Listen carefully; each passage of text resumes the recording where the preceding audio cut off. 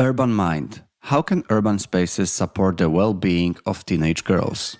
Hi, my name is Marcin Wojciech-Żebrowski and welcome to the newest episode of Urbcast, my podcast about architecture, urbanism, cities and many more.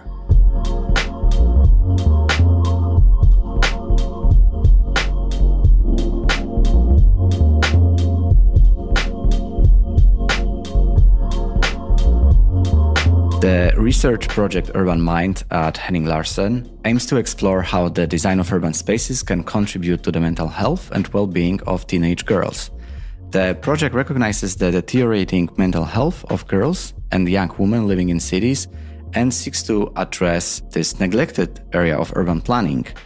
The research is guided by three key questions: how to make urban spaces more attractive for girls, how to design urban spaces that support teenage girls' mental health, and how to avoid falling into stereotypes.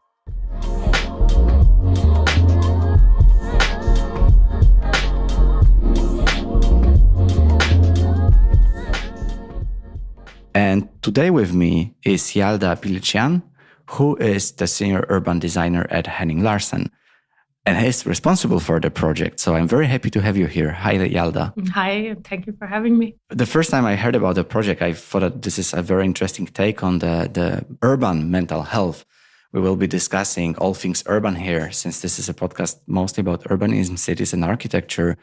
But maybe before we dive deeply into the project, could you just introduce yourself and also your interest in social sustainability, because I think this is a very important part of this conversation. Yes, of course. My name is Yalda, and I am educated as an architect and urbanist. What is an urbanist? So that's like a combination of a lot of different things. So I've studied something that's called urban studies. It's like social scientists, political scientists, sciences, architecture, and urban planning. So that's the background. I come from, like a design background supported with a lot of like theoretical background. And what I think is interesting when working with architecture and city planning is thinking about the people that are living in cities and how, we are all different. We have different ways of being and acting in the city. There are different like power dynamics. There are different like ways of accessing the city. So I think that's like those are the dynamics that are interesting to understand when we are designing the city, so we can actually design something that is more inclusive and accessible for everyone. So in my work, I try to like focus really on the users and understand who they are and how they are, and how we can basically like make things better. And you also spent some years with Archilab, which is here in Copenhagen, a local architecture office working a lot with citizen involvement. So I guess this is something that really influenced you as well. It does. And I would say, so Archilab, which was started with, it was Erasmus and Jeanette Fresco who started it. And I would say they were like really pioneers of working with citizen participation. They did it when no one else like talked about it or did it. So that's something that has really shaped me and my professional life. This focus on like when you work on projects, you really like that the users should be your departure point. Was that kind of the first or maybe the beginning of the movement of social sustainability here in Denmark or Copenhagen? I wouldn't say it was the start, and I mean it's maybe difficult to like. Do you mean for me or for you? I would say. Me? I mean, not really in a way, because I grew up in Tehran, and that's a city that is. I mean, there's like a huge gap between the rich and poor, between like men and women. There are basically like a lot of different gaps. So just like basically growing up in that city, I could see that not everyone had access to every spaces, and I could really see like the power dynamics that plays out in a city. So that's where it's like started. I started like thinking about it. I didn't know like how to handle it or how to work with it. Then I started working as an architect. At some point, I had to design, a master plan for a city I had never been to or I didn't know anything about, and that just like that's what really stopped me. I was like, I stopped for a moment, and I was like, this is wrong, because I'm like purely looking at forms and not really knowing who am I designing for, what am I designing for. So I resigned and I applied for this urban studies program. And doing that program, we learned a lot about social sustainability. We also came from different backgrounds. So like a lot of different perspectives. We had like people from like political science, people who had like studied psychology, that brought like all these different perspectives about people. And I think that's where it started for me. And of course, Archilab was like a great place where we could actually, practice some of these things that I had learned during my studies, and also some of the to address some of the things that I had experienced, like growing up in a city that was so divided. Why do you think it is, if it is, I guess it is, important to design with the people, with the users in mind? Why is it important? Because, the cities are shaping us. Isn't it like a Jane Jacobs quote almost like that? The cities are shaping us. So like the way you move in the city, like the things you have access to, the places you go, your everyday life is basically in a lot of ways defined by what the city can offer you and what you can access. So that's really important to sort of make everything more accessible and more equitable, because otherwise it just means that there's only like a few who can use the city. And the aspect of mental health also comes to this equation here. How did you get interested in this aspect? Because this is like mental health overall. Yeah, is one of biggest challenges we have in cities, in urban areas. This is also a big one to tackle. Yeah. And this is also a part of the research project we will discuss. But how did you get interested in those mental problems as well? So mental health is something that everyone is talking about. Even like in our workplace, we all talk about like being stressed. We are much more aware about our mental health than we have been earlier. But it's also a very like difficult or complex problem to tackle, because mental health, it is like affected by a lot of different factors. It is affected by your childhood. It is affected by your job, the place you're living, your family. So it is really difficult to pinpoint what is it that makes us like have not so good mental health. What we know, talking to a lot of different experts, is that the city is one of the factors that affects our mental health. And it does that in a lot of different ways. When you walk in the city, if there are too many cars, if it's too loud, you might get stressed. If you can't get access to like certain spaces in the city, you feel excluded. That is like not so good for your mental health. If you're in a city where you feel included, where you can be part of a lot of different activities, a part of a lot of different communities, that would help you not feeling alone. So there are a lot of ways that the city can actually have a positive impact on our mental health. We can't say how it is like one-to-one, because it is not a one-to-one relationship. But we know that there is a relationship. I basically became really interested in this because I was working on a project where we wanted to focus on mental health in a design of like an urban area. And then I started like looking at the literature that was there, which was basically not so much. And I was really trying to like find principles about how to work with mental health. I just figured out that there wasn't so much, even though it's something that we talk about all the time. And then I thought, it could be interesting to maybe dig deeper and understand what is it really that we are talking about when we are talking about mental health in cities. At the same time, like this report came out, which is called the Danes Health. It's basically like an annual report that comes out every year, showing the like health status of Danes. And we could see that young women and girls, they really had a lot of issues with their mental health, much more than boys and young men. And we thought this could be like really interesting to look into how could we actually like design cities to have a positive impact, or at least, contribute. We know that we can't solve the issues of mental health through design of cities, but we can contribute. So that was the starting point of this project. This main inspiration, was that this report, or was it just kind of the whole of your previous experience? It is, of course, a combination. So I had something in my backpack, and this idea of like making cities more equitable and accessible. And there has been like so much discussions during the last, maybe I would say 5-10 years in Denmark, and much more before that in other cities around the world about, women and girls in the city. And I think sometimes they get like too simplistic in a way.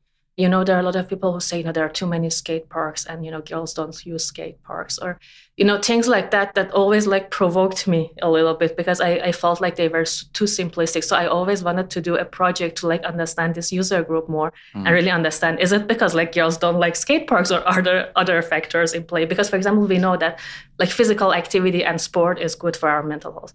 So if we know that, we are designing too many skate parks, but girls are not using it, then, we are doing something wrong. But it was also at the same time provoking to me, like these statements. That's what I wanted to like look more into and understand why things are as they are. Why are they not using skate parks? Like, what is it? Where does it come from? And how can we do it differently? So I had it always like in the back of my mind every time I read an article that said, girls are like this or women are like this, like generalized, basically like a big user group. And then this idea of mental health, because again, as said, the cities affect our mental health. So how could we like connect these two? I would say that report, it just like ignited that interest that already, existed, or that curiosity that already existed.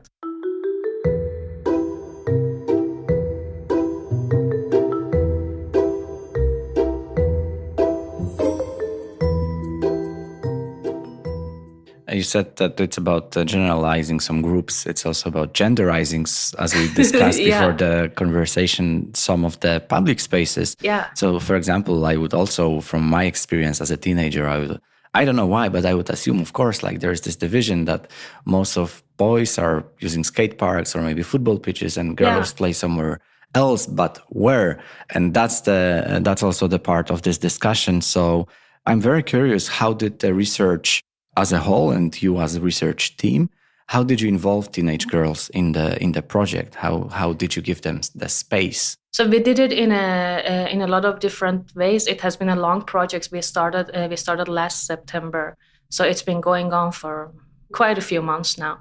And what we did was that we involved the teenage girls very, very early in the process, already, in the phase when we were trying to understand like how urban spaces are working for them. So what we did was that we did walks and talks with them. And so two of our really good colleagues, Trina and Maya, who are anthropologists, and, they have some different methods than architects do. So basically what they did was that they went for long walks in the city with the user group. They were guided by them throughout the city and just had casual conversations about how they move around, what spaces they use and how are they using it, what spaces they are not using and why are they not using them. And they also made a video diaries. So basically filming their day, like they're very used to using their telephones or their phones. So we thought it was a good opportunity.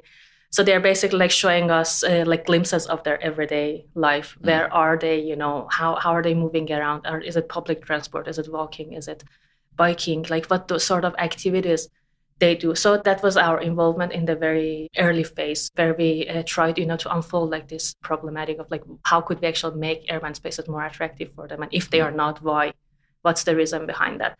And then we, took all that data and worked on it, tried to like find patterns, but also understand the reasons why. And then after that, we did some design workshops together with them and tried to like come up with some concepts about how we could work with different urban spaces. And I think like what was really interesting was actually like these video diaries.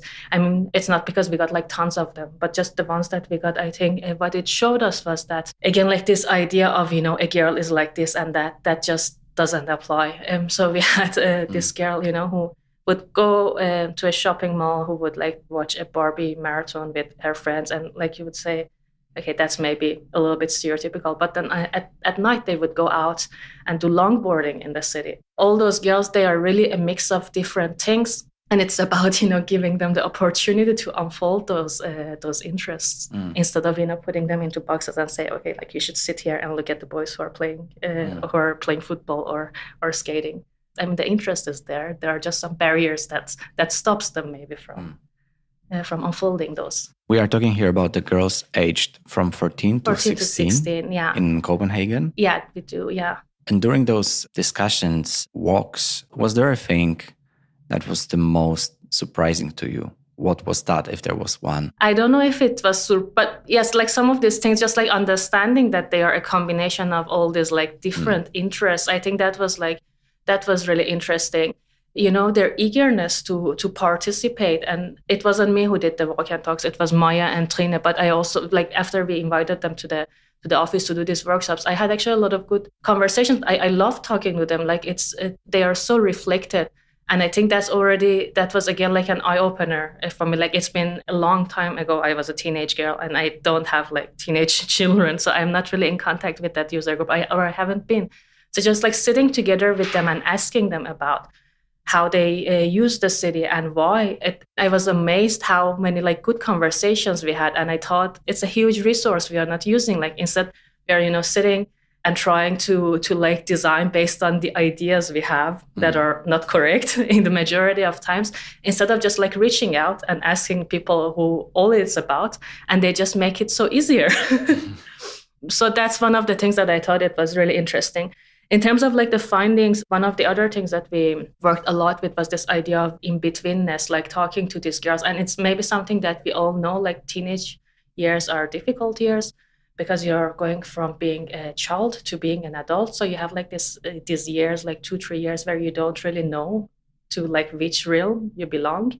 And I think they were really good to, like, they were great setting or putting more words on it and unfolding this, like how they felt. Like one of them was like, I don't feel like a child anymore. I don't feel like an adult, and that's why I don't feel like I can go to a playground. But I also don't feel like I can just stand somewhere and smoke because they don't really belong. And that also reflects in the way that they use the city because, they would go like close to a playground. Maybe it's a bit interesting to play, but like, they are teenagers, they're almost adults, so they shouldn't play. At the same time, they can't go to a bar. They can't use all these commercial activities in the city because they don't have money. So that's also one of the things they said, a lot of the times they would go to all this, like, for example, Varnadams, by like close to us, there are a lot of commercial activities, but, it attracts them, but they don't have money to participate in it. So that idea of like in-betweenness, it became the backbone of this project. How will you use this knowledge and those findings? Because there will be, as far as I know, 2 products of the whole process, of the whole research project. And one will be about the process, like a process manual. And the second one would be like this design manual. Could you say how you develop those? Yes. So the reason why we are doing a design manual and a process manual is that, as you mentioned, we have done this project with teenage girls in Copenhagen. I mean, we try to go for like a more representative like user group. So we try to like pick the girls from like different parts of the city and from different, contexts and backgrounds. But when that's said, we only, talked with 25 girls in Copenhagen. So that's a very specific context, which means that even though some of our findings could be used in other contexts, they can't be generalized. Like every time you want to design something in a city, you have to like understand your context, you have to understand your user groups and their struggles. And that's why we are doing this process manual, because we want to emphasize that, you can't just take the design manual and use it like one-to-one. There has to be a process for you to work with your user group. So the way we have developed this process manual is based on our own experience, collecting like these lived experiences from girls, how they experience being in the city, how they experience being a teenager, and what sort of methods we used, what was difficult and what was easy. For example, like actually finding the girls to participate in the project, that has been quite difficult, not because they don't want to participate, but because we try to like find them through institutions, through schools, and that just like showed to be a bit difficult. So like we are reflecting on some of those experiences, trying to just give it away to people who might want to be interested to do the same. And then talking about the methods and like do's and don'ts of doing participation. For example, one of the things we are talking about is that when you're doing participation, don't tell the girls you're participating or you're involving them because they're girls. Because that would already, put them in that box where they have to take on a very certain like social and cultural role. Yeah. So like recommendations like that. And then the design guide is basically, the concepts we came up with. So we are working with these 3 concepts to flow, to be, and to play in the city. And we are trying to unfold it, like, what does it mean in a city? So it's more like, concepts based on our involvement work. So that's why we are doing 2, because the design one, of course, like it could be used as inspiration, but it couldn't be like a standalone tool that you just like take and apply one-to-one. If it comes to the mental health and the challenges related, while you've been discussing those, like the girls you've been talking to, were they like aware, were they conscious about the mental health challenges that they have? So I'm also wondering, how can we as designers, as well as city makers, municipalities, how can we implement this huge challenge of mental health into the design processes, and how can we understand it better? They were very aware, I would say. Again, like it was girls between 14 to 16. They were very reflected on their like own situation. They really talked a lot about, we grown-ups, we talk about children and teenagers using their phones all the time. I would say they are much more reflected than we are. So they already mentioned that this was an issue. And sometimes when they felt too stressed, one of them said, like, I would just like put my phone on my computer away and I would go for a walk in a park. They also mentioned, like, we asked them what makes them happy. One of them said, like, having a fantasy is a big part of actually being happy. So they pinpointed all these things that makes them happy or makes them, stressed. And those are the things that we can take and maybe use in our design. For example, this idea of like not using your phone or like having an opportunity to do something else. How can we, and that's one of the things that we are trying to work in our concept design. How can we actually like design spaces that encourages you to put your phone away for a few minutes and engage in something else? Or this idea of like using your fantasy. I don't think we are designing our cities in a way that sort of ignites our fantasy. We just like repeat the same again and again. As some of them said, just looking at graffitis that would help their imagination going. I think the way to work with mental health would be, of course, they have all the scientific background, but also just, to ask the user groups and see like what makes them happy, what is it that they need, and then integrate that, try to like translate that into design. So that's one of the things that we are working in this project. And like the way that we tackled it was that we took like this framework from one of our experts who sits in our expert group. She's an architecture psychologist, Kaya Rosler. And she named, there's 6 basic sort of needs for our mental well-being. And we try to like nuance that based on the girl's experience. So, for example, one of the things she named was safety. When we talk to the girls, when we talk about safety in general in architecture, it becomes about lighting. But when we talk to the girls, we really understand that safety is about a lot of different things. So one of them said, because the city is like an unknown territory, they have just been allowed to experience the city on their own. So one of them said, if I go to a place that I don't know, I would feel unsafe. If it's the first time I'm there, like, or the second time I would feel better. So that's something that would fill them or make them feel safe or unsafe. So we really like try to get like those scientific frameworks and link it to the lived experience. So that's a way to work with mental health, I would say, instead of like going for those general categories of safety or green spaces. Because what is it they actually mean for the user groups? That's like what we have to unfold as architects.